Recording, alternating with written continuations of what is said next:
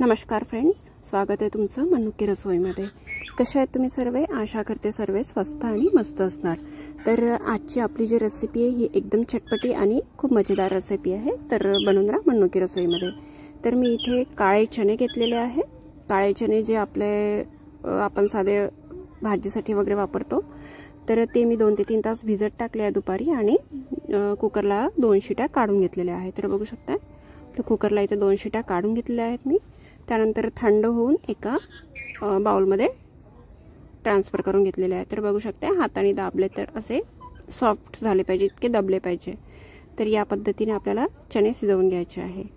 त्यानंतर आपण इथे टाकलेला आहे म्हणजे टाकणार आहोत हे बारीक चिरलेला कांदा घेतलेला आहे मी, काकडी घेतलेली आहे बारीक चिरून, टमाटर घेतले आणि हिरवे मिरची घेतले। जर तुम्हाला इथे बीटरूट टाकायचं असेल तर तुम्ही टाकू शकता आणि अनारदाणे सुद्धा वापरू शकता। याच्याने पूर्ण हेल्दी वर्जन मध्ये ही चाट बनते।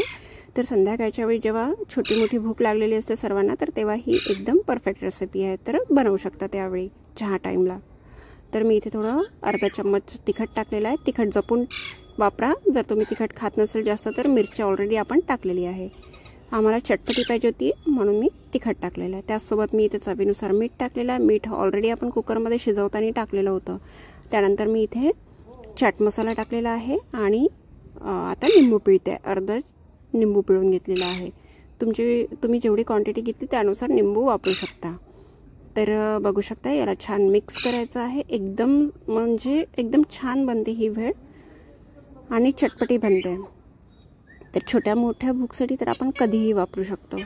तर या ठिकाणी आपल्याला हिरवा चिरलेला कांदा सुद्धा टाकलेला आहे आणि जर तुम्ही सांबार सुद्धा वापरू शकता, पण माझ्याकडे सांबार नव्हता म्हणून मी नाही टाकलाय।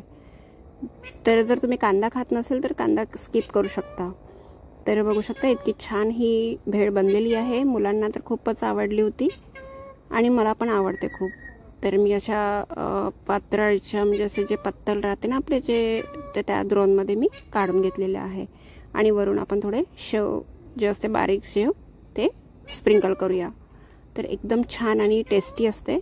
त्यानंतर असं आहे की तुम्हाला संध्याकाळी किंवा सकाळी सुद्धा बनवू शकता, किंवा आपण प्रवासात वगैरे जात असलो तर चणे शिजवून घ्यायचे आणि बाकी आपण जिथे थांबतो तिथे बनवायचं आहे। तर बघू शकता संध्याला दिली तर तिचे एक्सप्रेशन खूप छान बनले म्हणून सांगितलंय। तर मुलांना खूप आवडली होती। आणि त्यानंतरच असं आहे की तुम्ही याचं दुसरं असं करू शकता की आपले जे चिप्स असतात ना हलके फुलके, तर त्यावर तुम्ही असे टाकू शकता। असं एक स्नॅक्स म्हणून आपलं तयार होते हे। तर कशी वाटली तुम्हाला आजची रेसिपी? आवडली असेल तर चॅनलला सबस्क्राईब करा, व्हिडिओला लाईक करा आणि शेअर करा। भेटूया नंतरच्या रेसिपीमध्ये। धन्यवाद।